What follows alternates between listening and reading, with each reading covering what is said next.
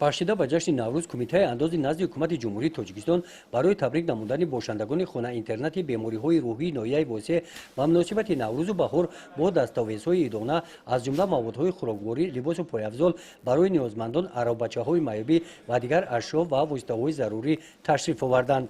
бахшида ба ҷашни наврӯз ҷонишини раиси ноҳияи восе бо иштироки намояндагони кумитаи андози назди ҳукумати ҷумҳурии тоҷикистон бошандагони хона интернатро табрик намуда ба онҳо либосҳои идона тӯҳфа карданд. дар ин рӯз оиди идомаи татбиқи сиёсати хиратмандонаи асосгузори сулҳу ваҳдати миллӣ пешвои миллат президенти ҷумҳурии тоҷикистон муҳтарам эмомалӣ раҳмон дар доираи нақшачорабиниҳои мақомоти иҷроияи ҳокимияти давлатии ноҳияи восе бахшида ба иди наврӯз бо иштироки раиси ноҳия ҷонишинон ва аёдати кӯдакони имконияташон маҳдуд ба маркази буду бошу рӯзонаи ситора омаданд.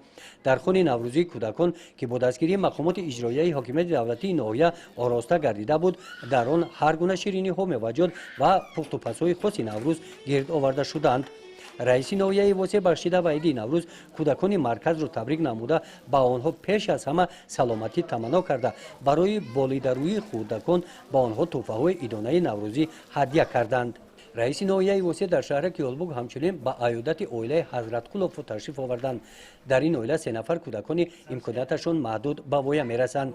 дар дораи ин чорабинӣ раиси ноҳия назди волидони ҷавонони далер ва шуҷои ватан ба шаҳраки Ёлбуг, деҳаи ғелот деҳоти ба номи Худоё Раҷабов, деҳаи Кӯчабоғ деҳоти ба номи Худоё Раҷабов, деҳаи Меҳробод деҳоти Гулистон ба манзилҳои истиқоматии волидони онҳо ташриф оварданд.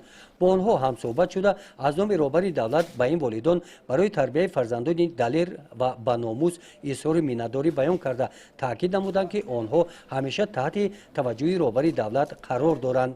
дар доираи нақшачорабиниҳои мақомоти иҷроияи ҳокимияти давлатии ноҳияи восе аз ҷониби ташкилоту муассисаҳои ноҳия бахшида ба иди наврӯз ба 56 оилаи ниёзманд кӯмакҳои яквақтаи моддӣ расонида шуданд.